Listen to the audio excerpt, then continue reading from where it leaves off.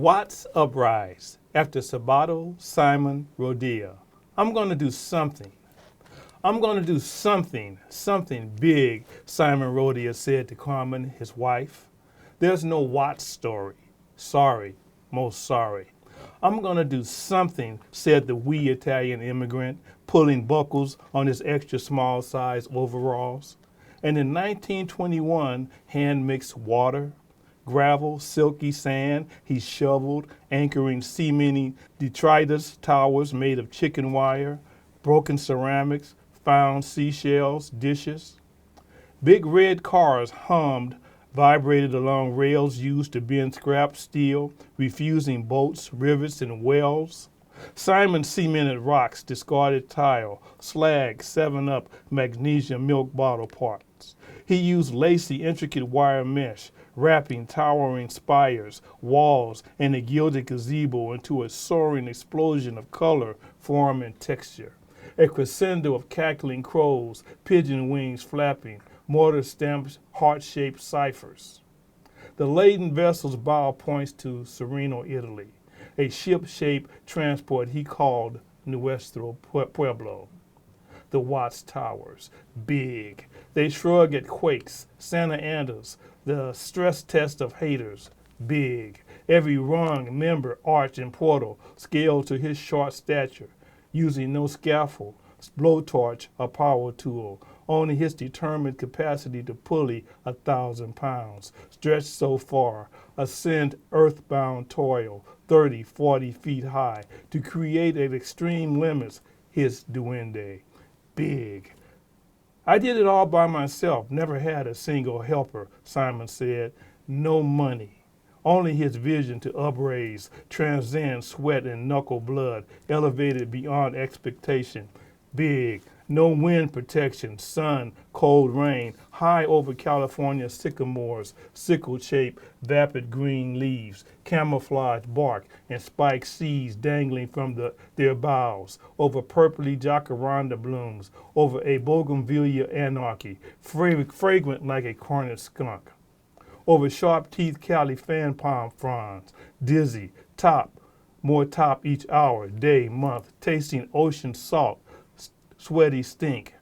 Black Americans, Jews, Mexican, Nisai, East Indians, Greeks, Chinese, Tongva, dot-like arch below, tongues thick from wine and existential messages of love and compassion. Big.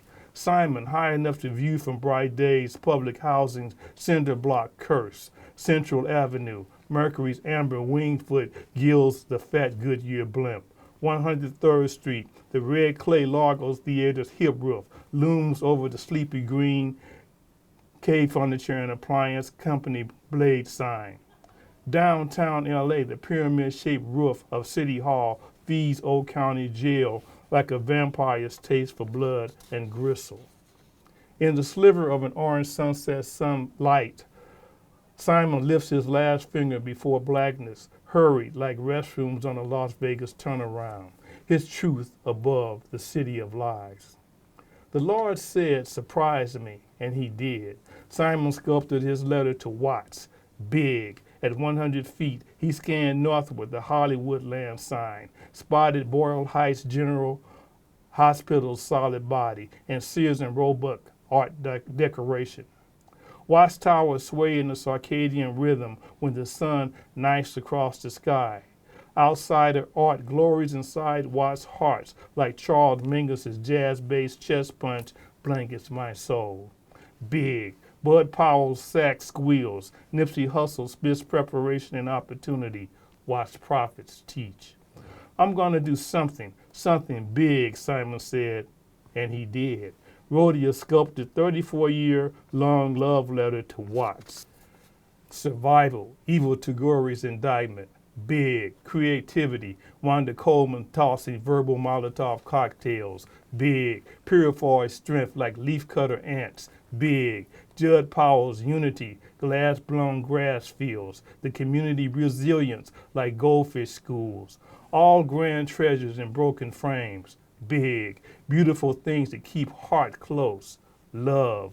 Our town with its whole big heart, open, bleeding for the world, like a wildfire, something big. Yes, yes, yes. Something big. Watts stand up. Thank you so much, Ron. Such a great poem. When I read this text, I can feel the love for Watts seeping through. I can feel LA. I can just feel the whole West Coast. I feel like you got it on your back. You are a poet of place. Can you talk about the title? Can you talk about Watts and the role it plays in this awesome, awesome text? Well, thank you, Doug. I was born and raised in the shadow of the Watts Towers. I literally lived in Jordan Down, which is a stone's throw from the Watts Towers. And I remember as a child, my grandmother used to catch the red line downtown, which is right next to the Watts Tower. So she would take my hand and we'd walk to the train station. So the Watts Towers were always in view for me. And then once we moved from Jordan Downs, we moved to another public housing project called Palm Lane, which is south of the towers. So going back and forth to my grandmother's house, we always passed the Watts Towers. So it became part of my life. And I've learned over the years to really appreciate the Watts Towers. I lived through the so-called 1965 Watts riot, which I refer to as an uprising. And even during that period, no one touched the Watts Towers, even though they burned down 103rd Street. They left Watts Towers alone. So the community itself also appreciates it. The photography in the text tells just as big of a story and just as important and compelling as a story has the poems themselves. So could you talk about a phrases, your relationship to the image and how that makes meaning in the text? Over the years, I've taken a lot of pictures. I've done videography for different people. For me, it was just fun. People would actually pay me to do the videography. And little did I know that it was something that I really loved to do. And what I've done at this point is kind of meld the two, poetry and the photography together. And I try to tell a story with the picture as well as with the poetry. And it's sort of along the line, like you mentioned, ekphrasis. Really, that's one of my real interests, is taking that picture and either converting it into a poem or a short story. I also write short stories too. When it comes to what to look at, how do you decide what deserves your poetic eye? I just look. For example, one of the poems that it's a ballad that I've written. It's about shopping carts. Somehow, during this whole homelessness thing that we're living through now, a lot of shopping carts have appeared on the horizon. And to homeless people or people who are unhoused, that's a very important element. You see them storing their valuables in it. You see them wheeling their stuff from place to place. So shopping carts have taken on a whole new meaning to people. And I've just observed that those shopping carts themselves have a story to tell. I'm upturned where the dirt trail ends, with cattails and dead grass, hexagon basket mistreated, dusty homeless camp trash. A litter pandemonium, dark oleander leaves sway along the freeway sound wall, yellow rose nosegay grieves, a graffiti scrawl sign forbids bikes, motorcycles rile. I was born for grocery stores, whisking shoppers down aisles. When new, I pulled the arm weary through pastries and baked bread.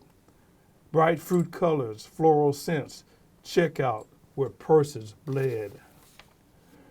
Through sliding doors to parking lots, content bearing their haul, I nestled with siblings until sweaty attendants called. Whoa! Race stole me against my wheel and filled me with roof shake. Iron slag made my wheel forks bend, crushed my anti-theft brake. Ray swamped me for Luz's tamales. She fixed me as a grill. My basket of corn, jalapeno thick, she left me until. Recyclable Harry stuffed me with bottles, copper, zinc. Chained me near the hippie kitchen where Robert broke the link. And abused me with pallets, wire, wood mold before my cart, retrieval rescue, the last thing I recall, torn apart. Front wheel, lower chassis tray gone, rear boot wheel ripped, yellow child flap and sibling nesting gate bent, logo panel defiled. I don't know where I belong, made to feel like an other. Perhaps in my next life, I'll return a white-skinned mother. Love that last line, like just destroys me. Such surprise always in your writing. How did you organize this? It's broken down into 3 sections. I call it daybreak, and then testimony, and what I call denigilate. Mm-hmm. My favorite one. Daybreak. Daybreak is just the beginning. It really speaks to my origins. For example, the first poem is Building 33, and I lived in Jordan Downs housing projects, building number 33 as a child. I remember back to 4 or 5 years old, we lived in those projects. My grandparents lived across the street in a house, which they converted into a urban farm. So we would just walk back and forth between the two, us from the projects to their house. So the first section is dedicated to pretty much, I guess, in a way, my origin. I talk about the experiences with my father, being raised with my father. And of course, you know, black men always carry this unnecessary baggage that we're somehow unprepared and don't make good fathers. Mm-hmm. My father had his issues, but my father was a loving dad. Mm-hmm. And I point out both the pluses and the minuses of being my experience with my dad and summer brews there. Mm-hmm. And again, you know, I talk about split, you mentioned earlier, the places, Compton and Energy Fuel Dark Star. I talk about beginnings again in Compton. And again, not being what the narrative is for us to be, but creating our own narrative and becoming something entirely different. And that's the point of that particular poem. Mm-hmm. And then we get into testimony. Here is where I actually have, for example, To D. Wayne is a poem that I wrote for a poet who was in the program that I was in with CLI. And this guy was a very inspirational guy. He would bring to our classes every week, he brings some instrument that he either made or he bought somewhere, and he was able to play these instruments very proficiently. And it was just such an inspiration to me that I had to devote a poem to him. I've got other poems in that section called Miss Whitney. I talk about Whitney Houston, which to me is a lost treasure. And unfortunately, she is to me a national monument that goes unrecognized. And I try to look at the world through her eyes, and I try to inspire others to be more like the Whitney who was promised to us, not the one who ended at the end. So that's pretty much what you find in that section of testimony. Basically, my attempt to uplift the community as well as myself and the reader. And then finally, denigilate. Mm-hmm. Of course, that's controversial. On the New Year's Eve, about 7 or 8, maybe 9 years ago, sitting around, we were at a New Year's Eve party, sitting around a group of probably millennials, because I probably was the oldest dog there. And they were talking about this word, nigger. And one of the people in that group, a younger person, mentioned what we need to do is denigilate. And that stuck with me. It's a great turn of phrase. I told you it's my favorite section because of that. So I made that my task to, well, let's not be so much niggers. And I actually wrote a poem, I think it's the Compton, and I'll read that later on, where I talk about this whole notion of us trying to claim that we own this word, that it's impossible. How can you own a word that was never for sale, first of all? And so I try to take issue and interrogate that word. I'm from the old school, and I just don't buy into that notion. I know about the history of being called a nigger, and the 3 variations on that particular word. So I'm not in favor of it. But through my poetry, I got this whole section where I try to show what being denigilation looks like.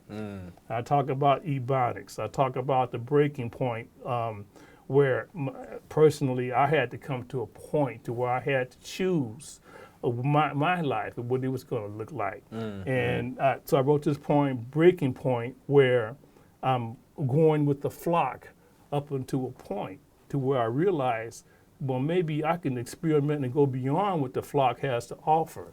And that was the point of Breaking Point. And I actually end on that note to where I break from the flock. And I think a lot of us as Black people need to maybe think about breaking from the flock at this point. And really, and creating our own situation. We don't necessarily have to go with what the group considers, right? And then there's a 1947 Negro Conversation, which is an homage to Jackie Robinson, right? Of course, who in his own way broke from the flock.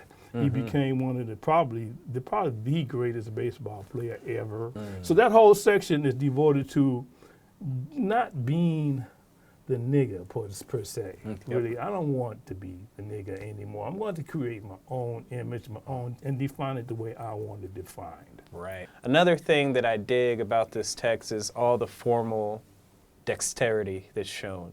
We got haikus here, we have villanelles, we have ballads, we have free verse poems. You embrace so many forms. It feels as though you're throwing all the darts at all the walls, and you've landed them, you landed them, you land them, you landed them. So talk about experimenting with form. How do you pick the vessel for each one of your poems?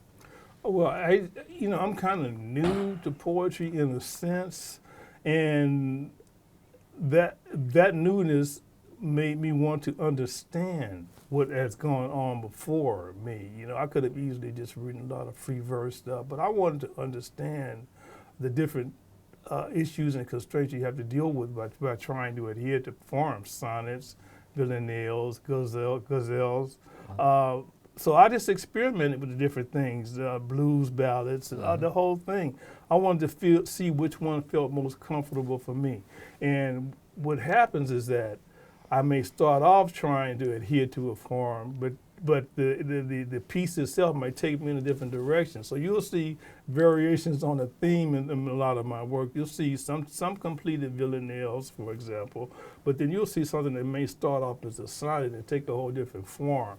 But my whole task there was just to simply familiarize myself with the different forms and try actually to perfect it and to improve on it and to try to tell my story within that container. I know that there's a villanelle that have really been popping in this text. You mind reading that one? Absolutely. It's kind of one of my favorites because during the pandemic, there was a lot of stuff going on, particularly in Compton, in terms of us receiving information, in terms of us receiving vaccine, basically those are the two things, receiving the vaccine and information. And I got to say that the folks who were in charge of Compton were not doing a very good job.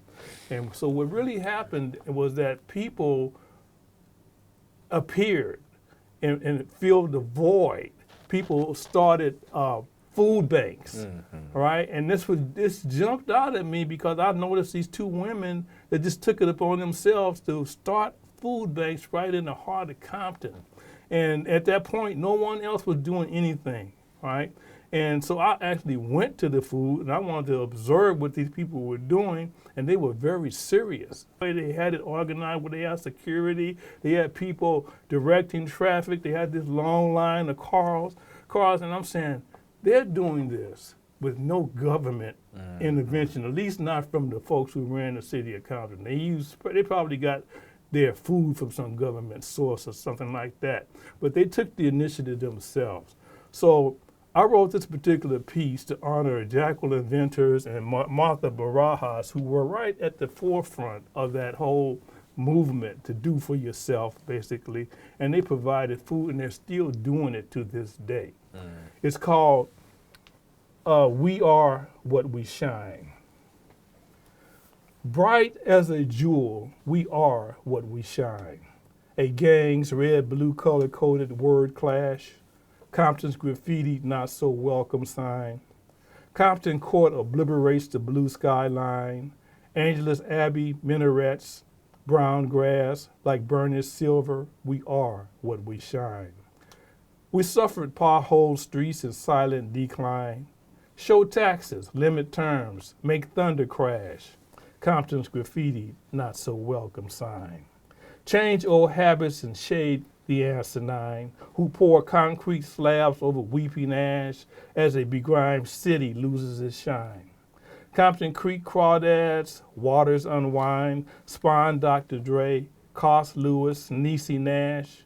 Compton's artists unveil the welcome sign. Our shimmering gold, Venus, Kendrick's rhymes, Ventures, Barajas, their COVID backlash.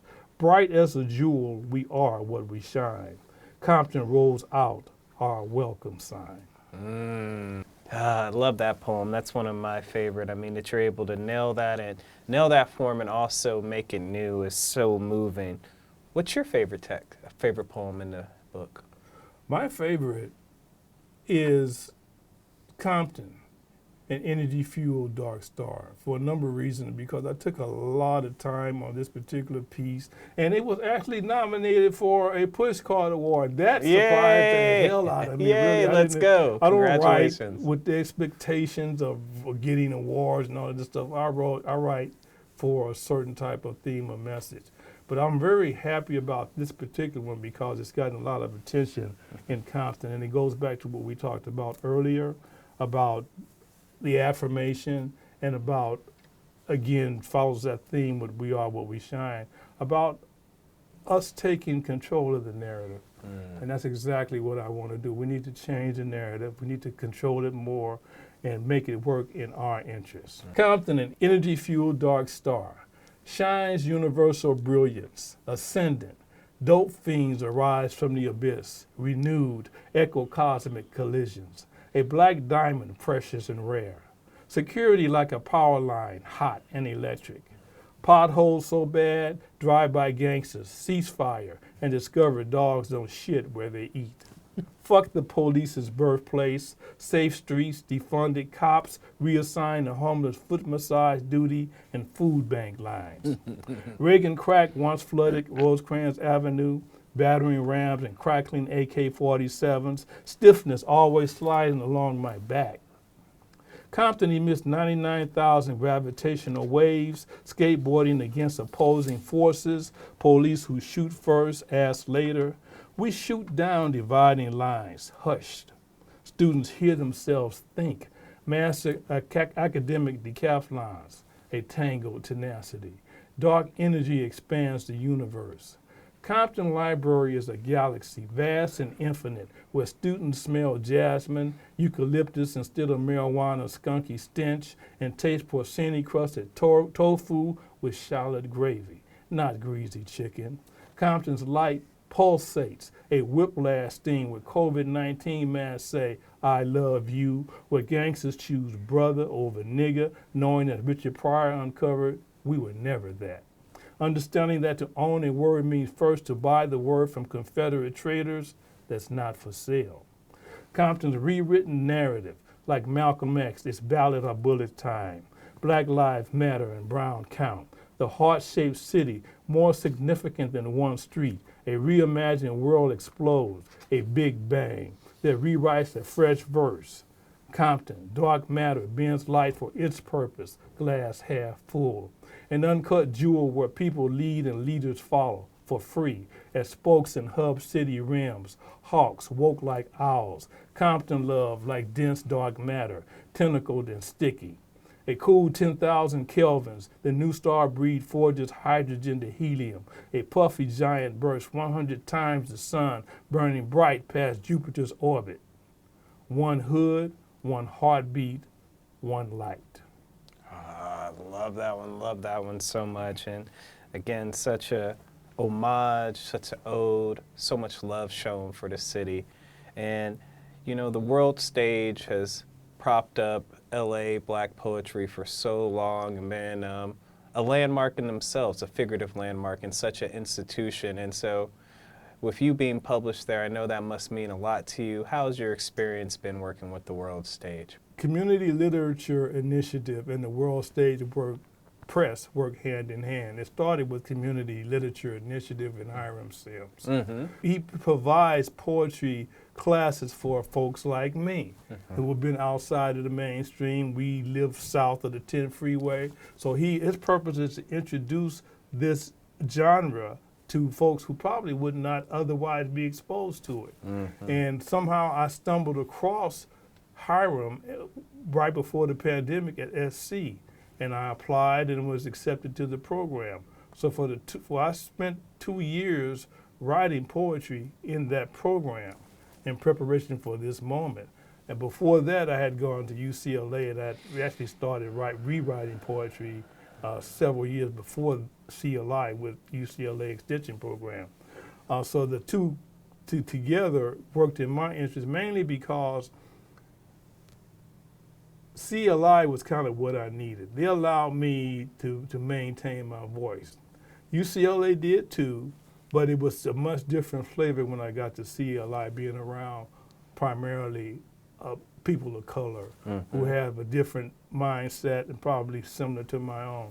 So CLI, it really helped plant the seeds, and it led directly to this book deal with World Stage. I was kind of surprised, really, because I had, like I say, spent 2 years there writing poetry, and they had us put on an event at the end of the last year there where we actually read live and before different publishers and things like that.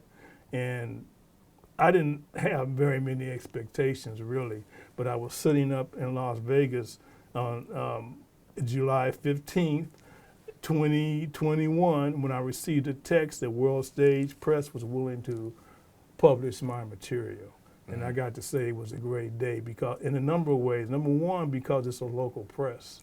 And it has a particular focus, which, as you hear from my poetry, they support. So I'm very happy and pleased with what they've done. Well, with you being the poet of place that you are, having Watts, having Compton, having LA on your back, it's only right that a press who also has the city on its back like that would bring your work into the world. Thank you so much for talking to me today, Ron. Hey, you're welcome. Thanks for having me.